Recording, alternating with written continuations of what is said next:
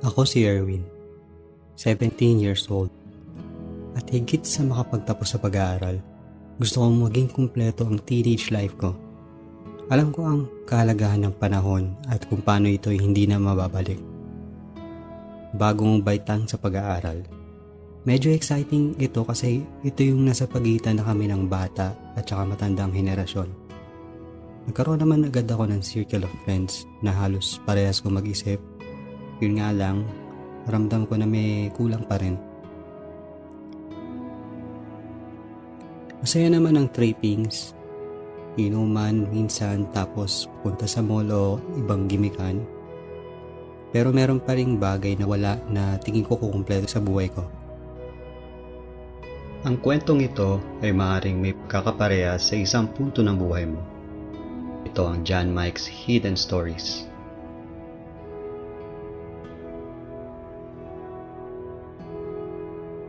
Hanggang sa isang araw, meron kaming kaklase na babae na parang nanggaling sa panaginip ko. Siya na ata ang pinakamagandang babae na nakilala ko simula nung pinanganak ako. Nilapitan ko agad siya para magpakilala. Medyo mahirap kasi may pagkamahiyain siya, pero di ko siya tinantanan hanggang sa kausapin niya ako. Meron siya nitong tinatawag nilang introversion.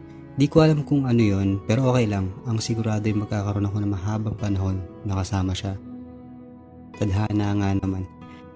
Isa sa mabait naming teacher ang hinayaan kami magkatabi.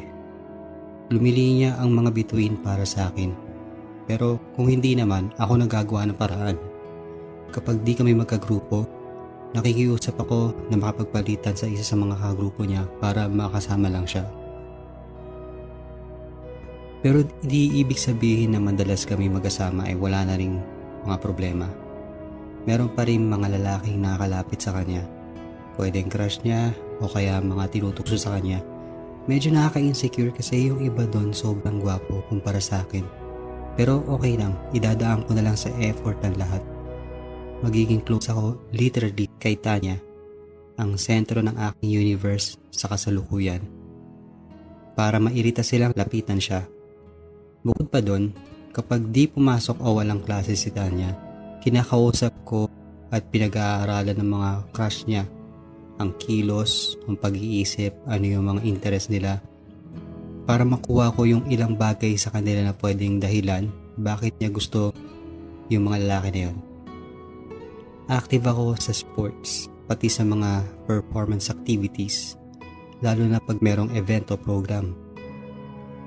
Pag meron din mga panahon na nakapag-night out pero hanggang inom lang, gusto ko pa rin maging maingat at responsable sa buhay. Di ako naniniwala na may sincerity sa mga nakakamit mo lang sa bar. Parating napupunta lang ako dun sa mga yon para pagbigyan o pakisamahan yung mga nag-alok sa akin o nag-imbita sa akin. Si Tanya naman ay madalas nasa loob lang ng kwarto at gumagawa ng mga artworks, mapapapel man o sa computer. Ilan lang kaibigan niya at kadalasan na bonding nila ay board games, card games, mind-related games na para sa akin ay mahirap para matutunan. Pero kabutihan palad ay walang gwapo masyadong close sa kanya na lalaki sa circle of friends niya. Merong advantages at disadvantages sa ganitong kinagisnan niya. Masaya ako na di siya pala halubilo at wala akong masyadong pagseselosan. Problema naman ay ang hirap niya imbitahan sa mga social gatherings. Mahilig siya mag-drawing o gumawa ng banner sa logo designs. At maraming bumibilip sa husay niya sa mga bagay na yon. Sa drawing, kaya ko siyang purihin. Pero dun sa ibang bagay, medyo wala akong ideya kung paano. Siguro ang mapupuri ko na lang sa kanya yung gaano siya kaganda habang ginagawa niya yung mga yon, yung mga bagay na yon. Dahil ako lang parati yung madalas kasama niya, inabot naman ng matagal ay nasasama ko na rin siya sa mga lakad ko. Pansin nga lang na hindi siya marunong makihalubilo. Pero di naman umabot sa mga punto na awkward ang sitwasyon. Puro ako lang ang nag-iibita sa kanya, parating sa side ko lang. Pero sa mga side ng pamilya niya, di pa ako nakapunta. Pero okay lang. Di naman ako nagmamadali, darating din tayo dyan. Ang mga pangarap ni Tanya ay makapasok mainly sa advertising industry Gusto niya magamit ng tama yung kakayahan niya bilang artist o graphic designer din. Gusto rin niya maging well-known digital artist katulad ng mga iniidolo niya. Wala akong ideya sa mga gusto niya mangyari, pero gusto ko siyang suportahan. Yun nga lang, medyo mahirap.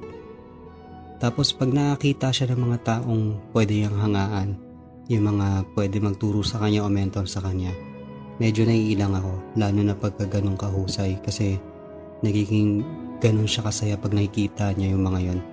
Hindi kasing saya na pag nakikita niya ako, kasama niya ako.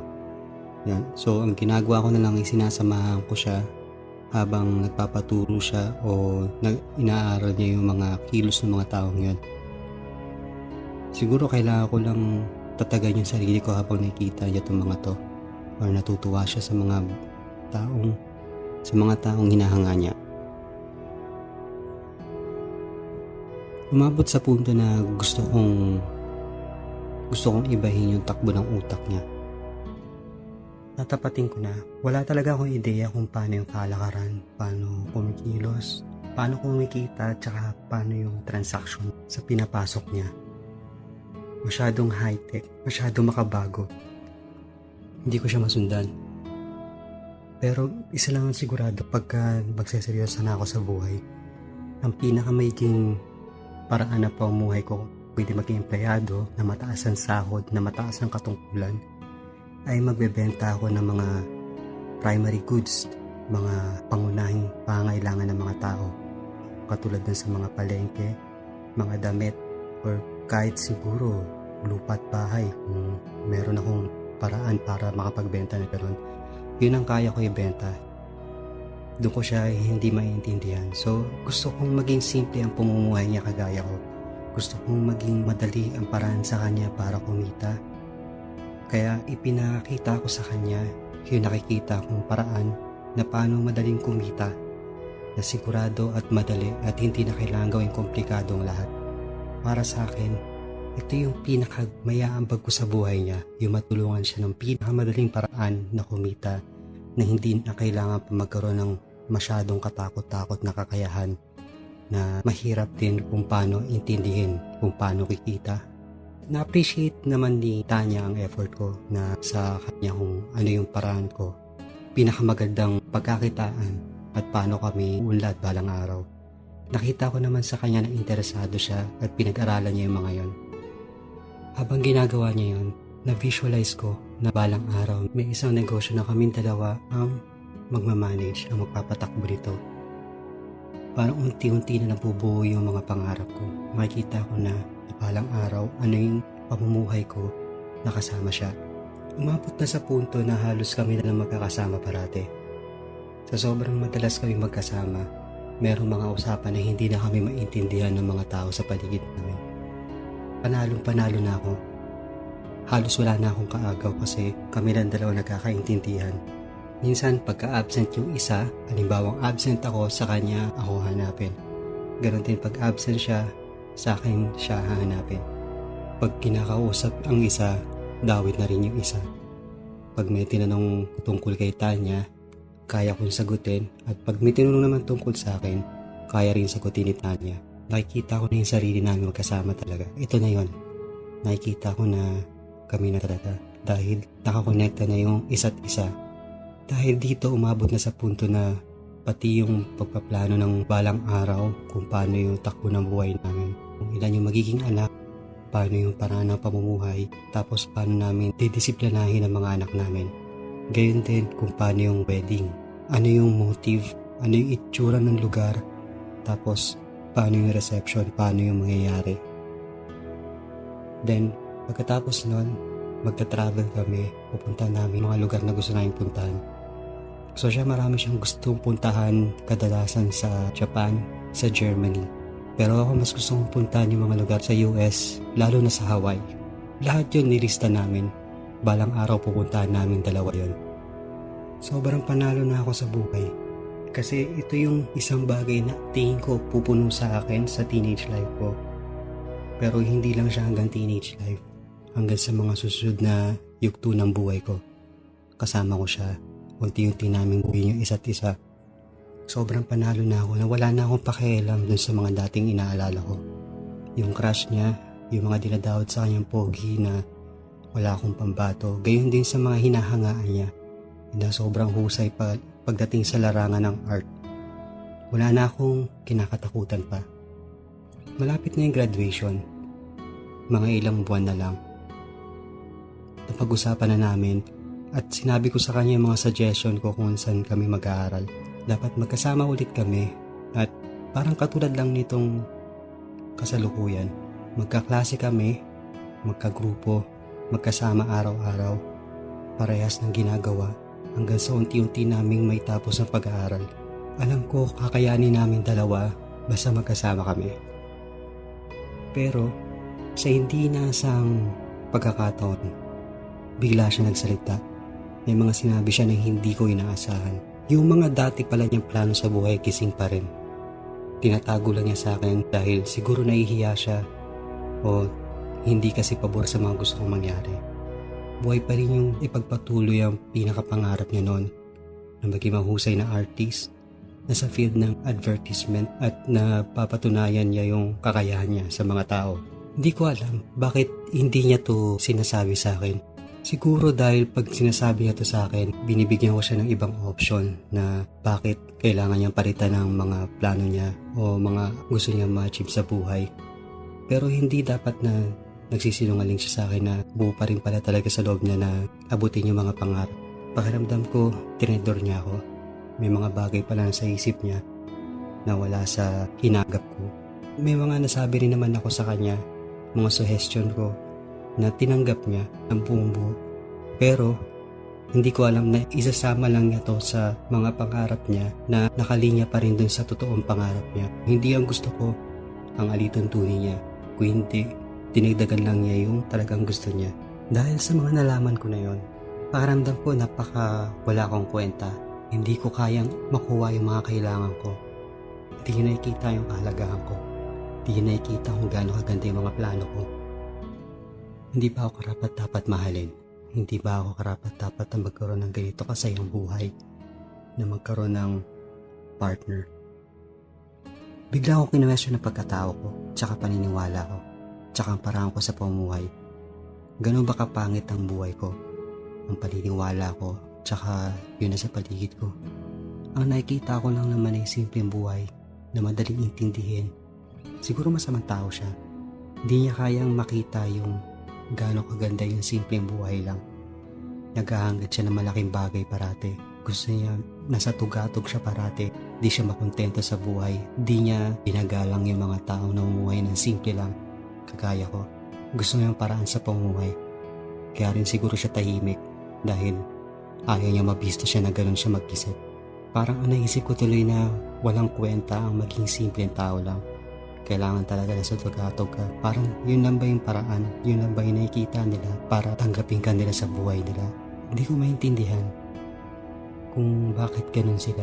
Lahat ng atensyon, lahat ng oras, lahat ng pakikipag-usap ko sa kanya at saka pagbigay ng magandang ideya, pakikisama, lahat ng masayang panahon na pinagsamahan namin ay nasayang lang. Parang nabaliwala lang dahil sa biglang sinabi niyang yun. Mga halos 1 taon mahigit. Sinubukan kong i-align sa mga kagustuhan niya yung negosyo na gusto ko. Dahil doon, dumawak din yung isipan ko.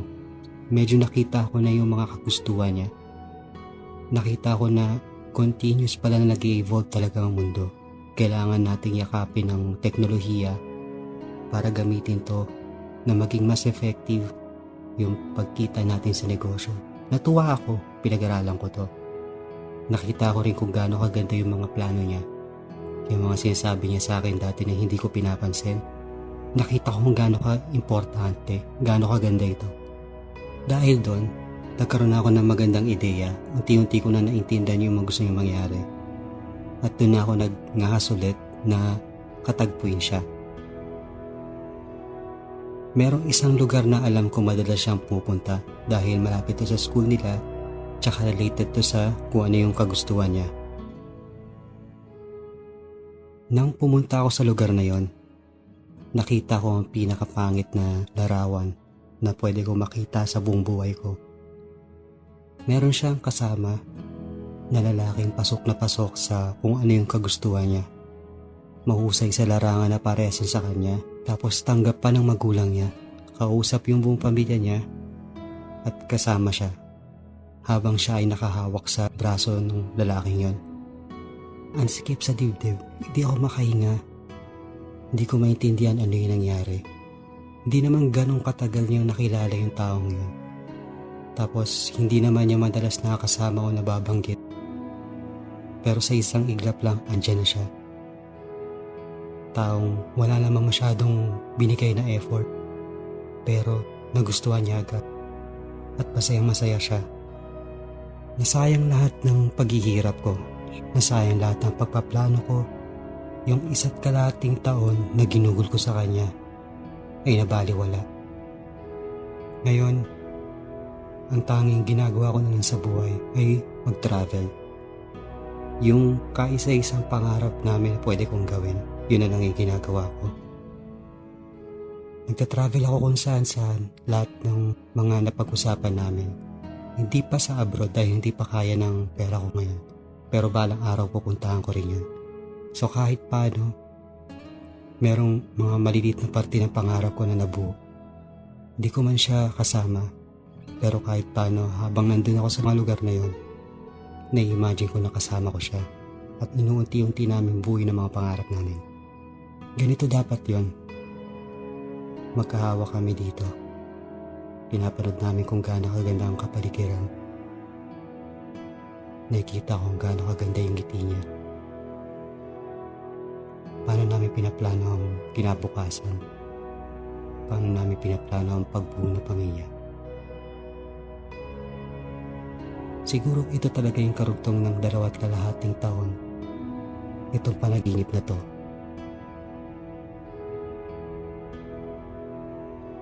Ang lahat ng istorya na kabilang sa Hidden Stories ay ibinase sa mga kaganapan bago dumating ang pandemic era o bago mag-March 2020. Sa dami ng dapat ikonsidera sa kwento ay may mga maliliit at di halatang detalye na di agad mapapansin. Kagaya nito. Think hard about this. Do you actually seek out differing opinions? Do you actively try to create an environment where ideas can be challenged? Or do you tend to cut off people midway in a meeting?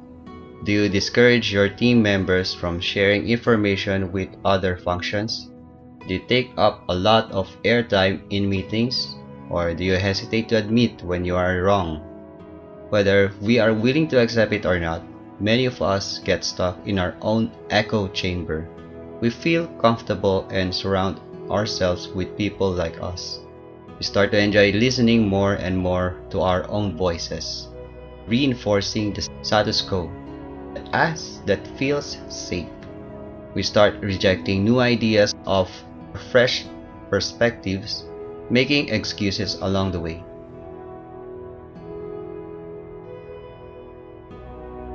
Ang nangyari dito sa opinion ko ay ang babae ay takot umapila kay lalaki na di siya buong buo na sang-ayon kay lalaki dahil sa punto pa lang ng paglalahad niya ay medyo may pagkakamapilit siya at di niya masyado pinakikinggan si babae. Naging iisang side lang parate ang napakikinggan at nasusunod pag magkasama sila. Kung papansinin niyo ay parang wala masyadong ibinabahagi si babae. At di rin siya bukas na ipakilala kay lalaki ang malaking parte ng buhay niya. Di niya ito nasasama sa buhay at mukhang di pa rin ipinapakilala sa sariling pamilya.